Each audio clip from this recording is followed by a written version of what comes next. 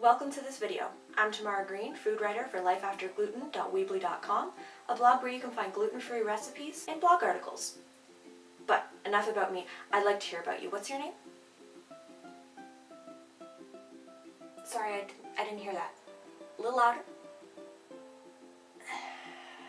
No, I didn't make it out. But you know what? You can leave your name in the comments below. That's fine. To the point though, this video is about 5 things you need to know before going gluten-free. I've been gluten-free since 2013, and I'd like to share with you what I found out along the way.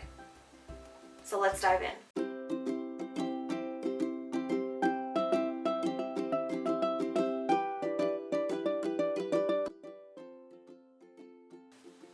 Point number 1, become a label reader. Check the ingredients on everything every time. I know, this seems time consuming. You're like, I've got better things to do than spend my whole day at a grocery store. But this process will get smoother, faster with time. But don't take it for granted. If a product you read before the ingredients were gluten-free doesn't necessarily mean that it's going to be gluten-free every time. Companies change their recipes, their ingredients often, and you need to look at the ingredient list accordingly. But you'll get used to the process of scanning, and don't worry, it will get faster with time. Also, a little food for thought on that note of becoming a label reader. Consider buying more whole foods like fruits, vegetables, raw meats, that sort of thing, because those items are naturally gluten-free. Don't buy whole wheat though, that's not. Point number 2, be prepared to bake in a pinch. Having gluten-free flour mixes on hand all the time, it's so important for simplifying your life. Yes, because gluten-free recipes tend to have multiple flours that are substituting the glutinous flour to help mimic the texture, the flavor. But what that means in turn is that you have a lot more items that you have to be measuring, and it can make a recipe seem cumbersome. But when you have flour mixes, pancake mixes, muffin mixes, cake mixes, life is so much easier. There are so many gluten-free mixes on the market now. They're great to use. I'm not going to name which ones because your tastes, particular, leanings might be different than me. There's crispy cookies, crunchy cookies, cakey cookies. I don't know what you like. Leave it in the comments below. So, check out those, but a little food for thought. Why not consider making your own flour mixes? Baking mixes, Just take your favorite gluten-free recipes, pull out all the dry ingredients, mix them together. Whatever ingredients go into the same step, you can mix together at a time, and then it's just easy for you to pull out. You can also do this with wet ingredients. If you're going to be using them in a short period of time, combine them together into a Bernardine jar and just set them in the back of your fridge where it's the coldest. Point number 3, healing is immediate, but it takes time. Now I know, that's an oxymoron, but bear with me. You will feel instantly better when you go on a gluten-free diet, but that doesn't mean you will have instant healing right away. Suddenly, you're gonna discover that you had pain that you didn't know you had. It happened to me. I didn't know I was having trouble breathing, like there was a heavy hand on my chest.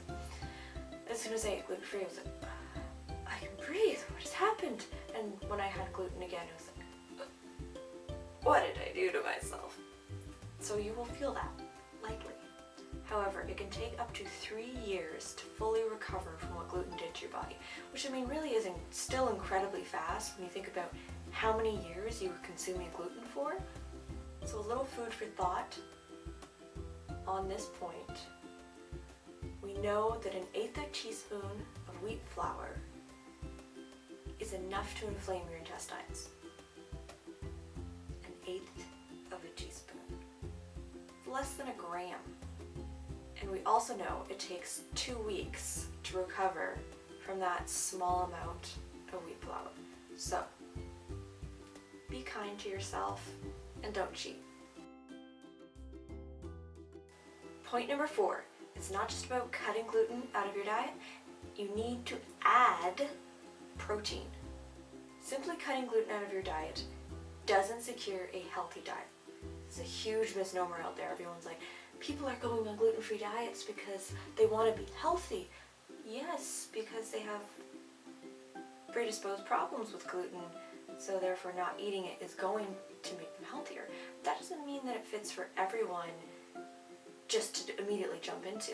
I think everyone can eat a healthy gluten-free diet, but they need to know this fact, that gluten is a protein. And in North America, staple in our diet, unfortunately, is carbs. So a major source of protein that we're getting is from the gluten products. When you cut out gluten, the gluten-free flours have a pitiful amount of protein in them. They're largely empty carbs, and most people end up gaining weight on a gluten-free diet. That's not to say everyone will. If you remember that you need to add protein, you need to add fiber to your diet. Not all gluten-free flours are devoid of protein and fiber and are just merely cheap sugars and carbs. But the majority of the ones used commercially, white rice flour, arrowroot starch, tapioca starch, got next to nothing, I'm sorry. But there is hope. All you need to do is add more protein to your diet. Think about adding more unprocessed foods that are high in natural protein, such as beef, bison, beans and rice together, seeds, nuts, quinoa. These are all great sources. Point number 5. Last but not least, you need to be an extroverted diner. I'm not extroverted, I'm introverted.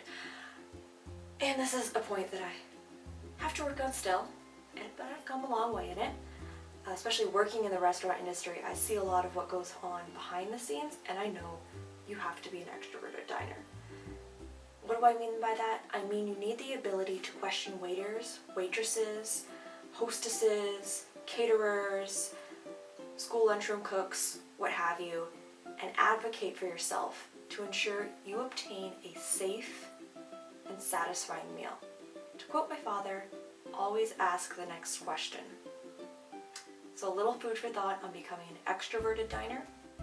When you first started going on a gluten-free diet, chances are a doctor told you about gluten, you did some research, you read some books, you read some pamphlets, you read some blogs about gluten, all in a very short time frame.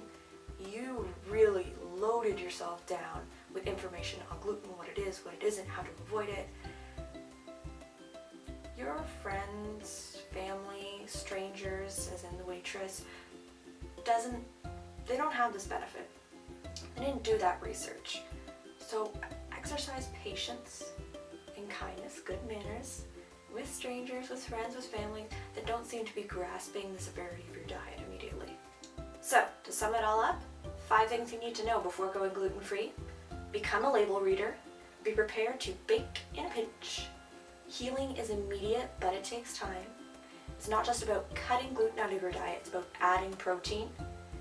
And you need to become an extroverted diner. Thanks for watching. I'm Tamara Green. You can check out my recipes and blog articles at lifeaftergluten.weebly.com or subscribe to this channel. But if you subscribe on my website, you'll get a newsletter not just about new videos, but about new recipes, new blog articles on the topic of gluten, baking tips, etc. So why not?